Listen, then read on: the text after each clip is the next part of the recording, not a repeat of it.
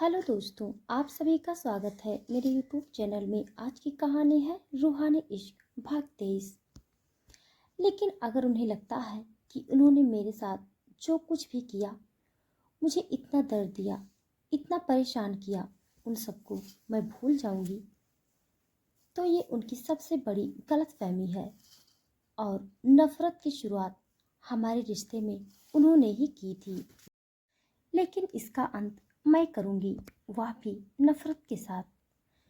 ये हमारे रिश्ते में नफरत के अलावा कोई और रिश्ता नहीं आ सकता है। राधिका खुद को संभालते हुए और नॉर्मल करते हुए वापस बच्चों के पास चली जाती है और धीरे धीरे ऐसे ही शाम हो जाती है। राधिका अभी भी बच्चों के साथ ही खेल रही थी। तभी एक बॉडीगार्ड उनके पास आते हुए बोला, मैम, जाने का वक्त हो गया है। तभी शिविन अपने बॉडीगार्ड्स के साथ वहां आता है, लेकिन राधिका शिविन को अवॉइड करती है, तो शिविन को एक नज़र भी नहीं देखती। शिविन इस बात को नोटिस कर लेता है, लेकिन वह कुछ रिएक्ट नहीं करता, क्योंकि वो पहले से ही जानता था कि राधिका बिल्कुल ऐसे ही रिएक्ट करेगी। वो राधिका के पास खड़े होकर बोला, तो बच्चों, आज आप सब ने मज़े किए? ये सुनकर सभी बच्चे एक साथ बोले, हाँ, हमने आज बहुत मज़े किए। तभी उन बच्चों में से एक छोटी सी प्यारी लड़की जो अच्छे से चल नहीं सकती थी, वो शिविन के पास आती है और उसे देखते ही शिविन उसे बाहों में उठाते हुए बोला, क्या बात है, आज हमारी मूनलाइट को मुझसे क्या शिकायत है? वो बच्ची शिविन की तरफ मुस्कुराते हुए बोली, नहीं भैया, आज मुझे कोई शिकायत नहीं है। बस एक सवाल है, क्या मैं इन बाकी बच्चों की तरह चल पाऊंगी? क्या इनकी तरह खेल पाऊंगी? शिविन और राधिका दोनों ही उस बच्ची का यह सवाल सुनकर एक्सप्रेशन एकदम से चेंज हो जाते हैं। शिविन प्यार से उसकी तरफ देखते हुए बोला, अरे बिल्कुल, देखना, तुम भी बहुत जल्द ही इन सब बच्चों की तरह खेलोगी, दौड़ोगी, बिल्कुल इन तरह ही मजे करोगी। और हमारी मूनलाइट के दिमाग में ये ऐसे सवाल आते कहाँ से हैं? वो लड़की एक्साइटेड होते हुए बोली, क्या सच में? थैंक यू सो मच भैया। और इतना कहकर वह उसे हक कर लेती है। उसके बाद वो शिविन के कान में धीरे से बोली, भैया, भाभी बहुत प्यारी हैं और उन्होंने हम सबके साथ बहुत इंजॉय किया और हम सब ने भी उनके साथ बहुत इंजॉय किया। इसलिए हम सब बच्चे चाहते हैं कि वो हमारे पास रोज़ आए और हमें सिंगिंग करना और डांस करना सिखाए, क्योंकि वो बहुत अच्छा करती है।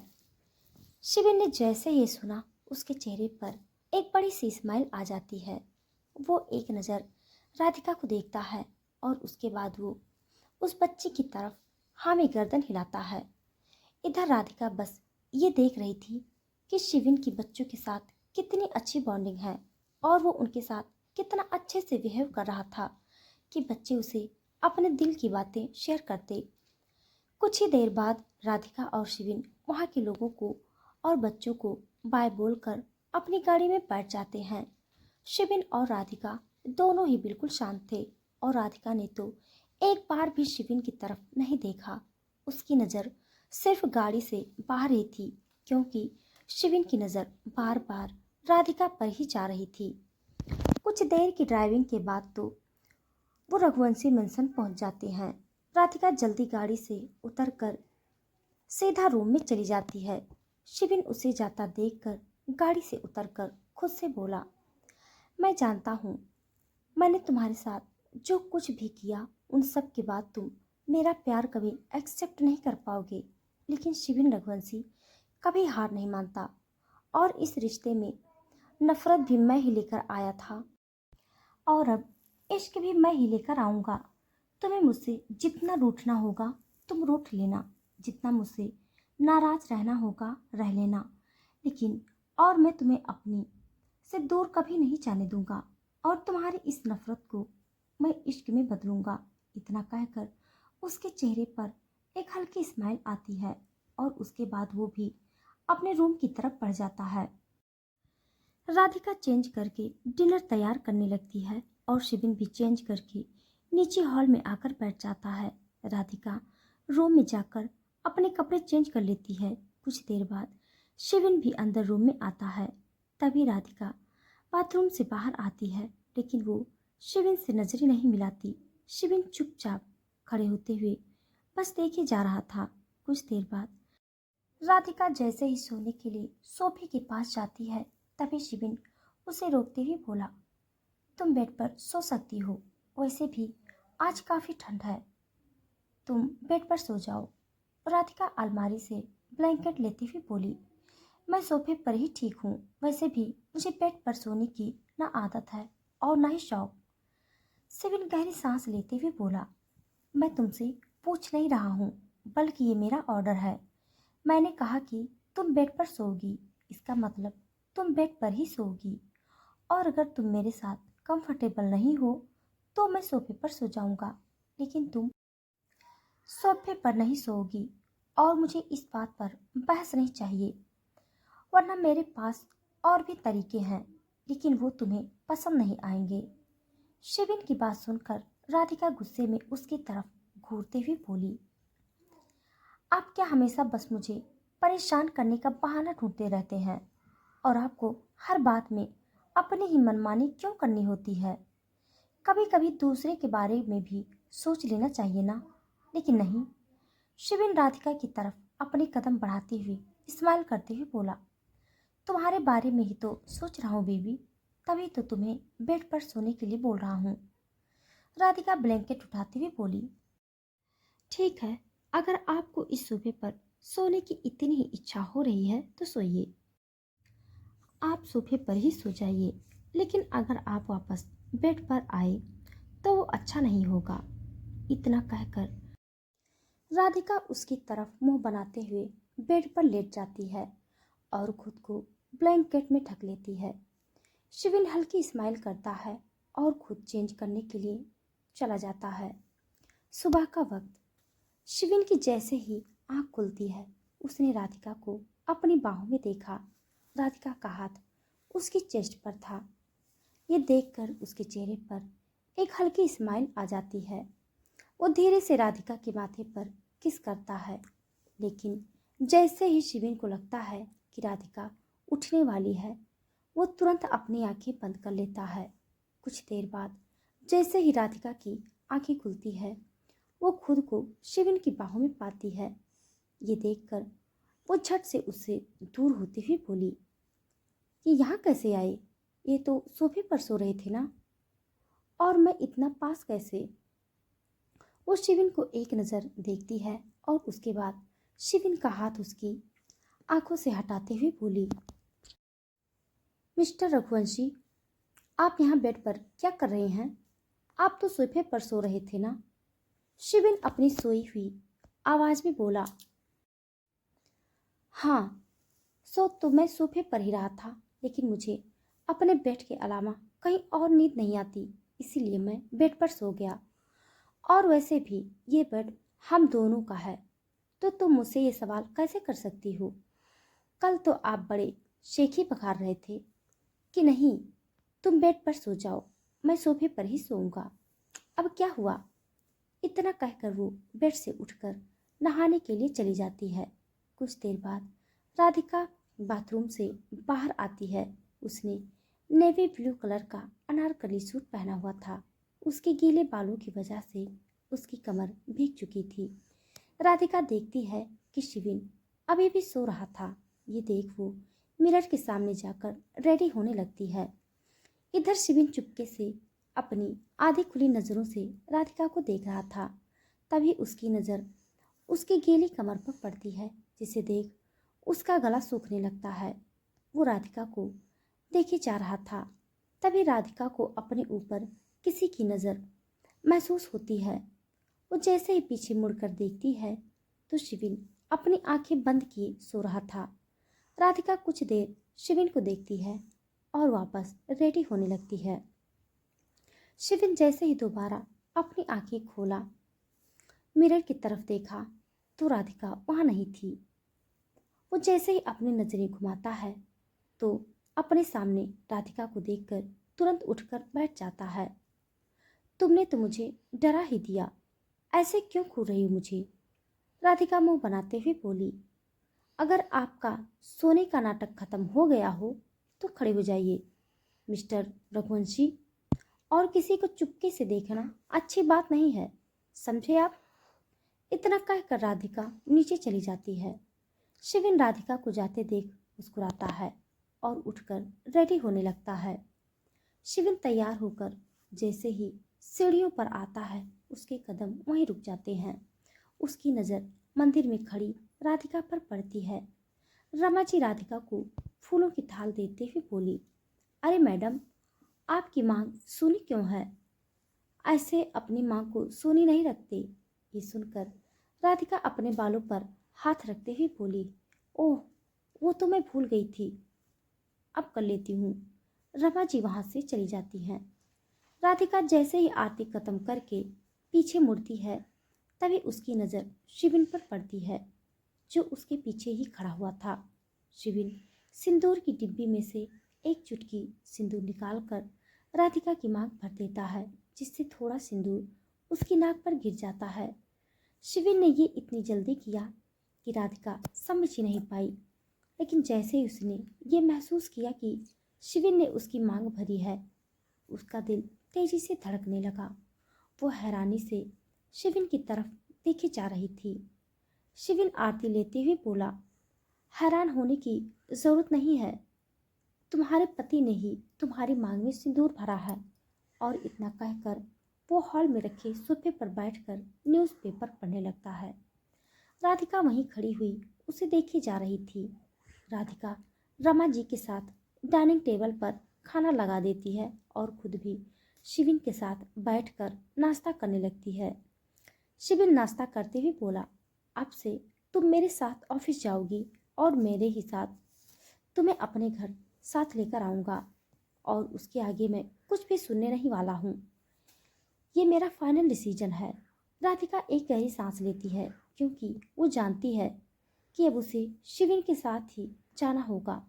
कुछ देर बाद वो दोनों नाश्ता करके साथ में ऑफिस के लिए निकल जाते हैं।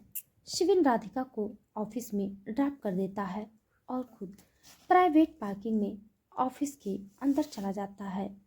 कुछ देर बाद शिविन और ईशान एक इम्पॉर्टेंट मीटिंग के लिए ऑफिस से बाहर चले जाते हैं। इधर राधिका अपना काम करने में बिजी थी। शाम का वक्त राधिका ईशा से कॉल पर बात कर रही थी।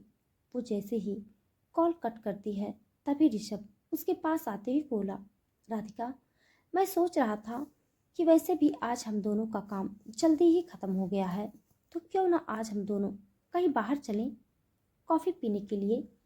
इस तरह से थोड़ा रिलैक्स भी हो जाएगा और हम बाहर भी घूम लेंगे, और वैसे भी बहुत दिन हो गए हैं बाहर गए हुए। राधिका ऋषभ को देखते हुए बोली, आई एम सॉरी ऋषभ, लेकिन मैं तुम्हारे साथ बाहर नहीं जा सकती। एक्चुअली वो मुझे अपनी फ्रेंड से मिलने जाना है। एक काम करेंगे, हम कभी दोबारा प्लान करेंगे, तब तुम मुझे बता देना, फिर हम एक साथ चलेंगे। अच्छा, अभी मुझे जाना होगा, मैं बाद में मिलती हूँ। इतना कहकर राधिका अपना बैग उठाकर ऑफिस से निकल जाती है। भले ही शिविन इस वक्त यहाँ नहीं था, लेकिन उसके बॉडीगार्ड की नज़र राधिका पर ही थी। राधिका ऑफिस से बाहर आकर खुद से बोली, एक काम करती हूँ, अभी ईशा को आने में टाइम लगेगा, तब तक मैं मार्केट में जाकर उसके लिए एक अच्छा सा गिफ्ट खरीद लेती हूँ। और इतना कहकर वो रिक्शा लेकर मार्केट के लिए निकल जाती है। एक बड़े से मेंशन में सोफे पर बैठा एक मिडिल एज का आदमी किसी को कॉल करते हुए बोला, उस लड़की को उठा लो, लेकिन याद रहे वो सही सलामत यहाँ आए, और मुझे कोई भी गलती नहीं चाहिए। मुझे 1 घंटे के अंदर वो लड़की अपने सामने चाहिए, और अगर तुम लोग ये नहीं कर पाए तो अपनी मौत के लिए तैयार रहना। इतना कहकर वो कॉल को कट कर देता है और हंसते हुए बोला, शिविन रघुवंशी, तुमने मुझे दुश्मनी मोल लेकर बहुत बड़ी गलती कर दी। तेरी वजह से मेरी कंपनी का इतना नुकसान हुआ है। सिर्फ तेरी वजह से मेरी कंपनी बैंक करप्ट हो गई और मैं तुमसे उसका बदला लेकर रहूंगा और तुझे अपने किए पर पछतावा होगा। बहुत गुरूर है ना तुझे खुद पर, अब वो गुरूर मैं तोड़ूंगा। इधर राधिका मार्केट में पहुंचती है। वो ऑटो रिक्शा से उतरकर ईशा के लिए गिफ्ट ढूंढने लगती है। कुछ देर तक वह ऐसे ही कुछ सफ़र तक घूमती है। तभी उसके एक शॉप पर ईशा के लिए गिफ्ट मिलता है। हाँ, ये वैसे भी उसकी फेवरेट है। अब मैं जानती हूँ कि वो इसे देखकर बहुत खुश होगी। वो उस गिफ्ट को पैक कर लेती है। राधिका ईशा का नंबर डायल कर रही थी, तभी वह एक बच्चे से टकरा जाती है, जिससे वह बच्चा जमीन पर गिर जाता है। राधिका तुरंत उसे उठाते हुए बोली, आई एम सॉरी बच्चा, आपको कहीं लगी तो नहीं? आप ठीक हो ना? वो बच्चा अपनी मासूम शक्ल बनाकर राधिका को देखते हुए बोला, दीदी मैं ठीक हूँ, लेकिन मेरे दोस्त को चोट लगी गई है। क्या आप हमारी हेल्प कर देंगे प्लीज़ दीदी? इतना कहकर वो बच्चा एक सड़क की तरफ इशारा करता है जहाँ बहुत कम भीड़ थी। वो बच्चा इतना कहकर रोने लगता है। ये देखकर राधिका उसे शांत करते हुए बोली, अरे आप रो क्यों रहे हो बच्चा? मैं हूँ ना, मैं करती हूँ आपके दोस्त की अभी हेल्प। चलो आप मुझे उसके पास लेकर चलो। ये कहकर राधिका उस बच्चे के साथ चली जाती है। लेकिन जैसे ही वो वहाँ पहुँचती है तो उसे वहाँ कोई नहीं दिखता सिवाय खाली सड़क के। ये देखकर जैसे ही वो पीछे मुड़ी तो बच्चा वहाँ से गायब था। इससे पहले कि वो कुछ समझ पाती, कुछ लोग आकर राधिका को बेहोश करके उसे जबरदस्ती कार में बिठा लेते हैं। बॉडीगार्ड्स की जैसे ही उस कार पर नजर पड़ती है, वे तुरंत उस कार का पीछा करने लगते हैं। इधर कार में राधिका के मुंह पर पट्टी बंधी हुई थी और रस्सी से उसके हाथ पैर दोनों बंधे हुए थे। बॉडीगार्ड की गाड़ी राधिका की गाड़ी के पीछे ही थी। लेकिन तभी अचानक बीच में एक ट्रक आ जाता है, जिससे राधिका की गाड़ी वहां से गायब हो जाती है। बार बार ढूंढने पर भी बॉडीगार्ड्स को वो गाड़ी कहीं नजर नहीं आती। तभी उसमें से उनका सीनियर लोकेश बोला, हमें जल्दी से बॉस को यह बात बतानी होगी। इतना कहते ही वह कुणाल को कॉल करता है। कुणाल कुछ रिंग जाने के बाद ही तुरंत कॉल पिक कर लेता है। लोकेश कुणाल को सारी बात बता देता है। इधर शिविन कुछ क्लाइंट से मीटिंग कर रहा था। तभी कुणाल उसके पास आकर बोला, सर मुझे आपको कुछ बताना है, आप मेरे साथ बाहर चलिए। ये सुनकर शिविन जैसे ही कुणाल के साथ रूम से बाहर आता है तो उसकी तरफ देखते हुए बोला, हाँ बताओ क्या बात करनी है? ये सुनकर कुणाल अपना सर झुकाते हुए बोला, सर वो राधिका मैडम को किसी ने किडनैप कर लिया है। शिविन ने जैसे ही सुना उसके पैरों तले जमीन खिसक गई और उसकी आंखें गुस्से से लाल हो गई। वो कुणाल को घूरते हुए गुस्से में बोला, ये सब कैसे और किसने किया? और लोकेश और उसकी टीम वहाँ क्या कर रही थी? Sir actually Radhika madam market में गई थी और लोकेश और उसके लोग उनके पीछे ही थे, लेकिन जैसे उन्होंने शॉपिंग ख़त्म की वो एक बच्चे की हेल्प करने गई, लेकिन तभी कुछ लोगों ने उन्हें बेहोश करके किडनैप कर लिया। लोकेशन उसकी टीम तुरंत उसकी कार का पीछा कर रही थी, लेकिन अचानक राधिका मैडम की गायब हो गई। उन्होंने बहुत कोशिश की ढूंढने की, पर वो कहीं नहीं मिली और तभी उन्होंने तुरंत मुझे कांटेक्ट किया। ये सुनकर शिविन आग बबूला हो गया। वह चिल्लाते हुए बोला, तो खड़े क्या हो, तुरंत गाड़ी निकालो और हर हाल में पता करो कि किसने किया है। राधिका को कुछ नहीं होनी चाहिए। इतना कहकर शिविन गुस्से में अपने कार लेकर निकल जाता है। उसके पीछे ही कुणाल और बाकी सभी बॉडीगार्ड्स भी निकल जाते हैं। कुछ देर बाद ईशान को जैसे ही यह पता चलता है वह भी अपने आदमियों के साथ निकल जाता है। इधर जैसे ही राधिका की आंख खुली तो उसने अपने आप को एक अंधेरे कमरे में पाया। उसके हाथ और पैर और मुंह पर भी बंधा हुआ था। ये देख राधिका डर जाती है और वहां से उठने की कोशिश करती है, पर वो अपनी इस कोशिश में नाकाम रहती है। तभी कुछ लोग उसके पास हंसते हुए बोले, अरे मैडम, इतनी तकलीफ क्यों उठा रही हैं आप? आपकी सेवा के लिए हम हैं ना। हमें बताएं आपको किस चीज़ की ज़रूरत है। हम आपकी हर ज़रूरत को पूरा करेंगे और साथ ही आप भी हमारी ज़रूरत पूरा कर देना। इतना कहते हुए राधिका के पास आकर उसके हाथ को टच करता है और अपने बाकी लोगों की तरफ देखकर हंसने लगता है। ये सब देखकर राधिका की आंखों में आंसू आ गए। वो वहां से खुलने की कोशिश करती रही, पर वो कर नहीं पा रही थी। राधिका अपने मन में बोली। तो दोस्तों, आज के लिए बस इतना। इसके आगे का भाग जानने के लिए आप सब मेरे साथ बने रहिए। हमारी कहानी आप सबको कैसी लग रही है कमेंट बॉक्स में ज़रूर बताइएगा। तब तक के लिए धन्यवाद।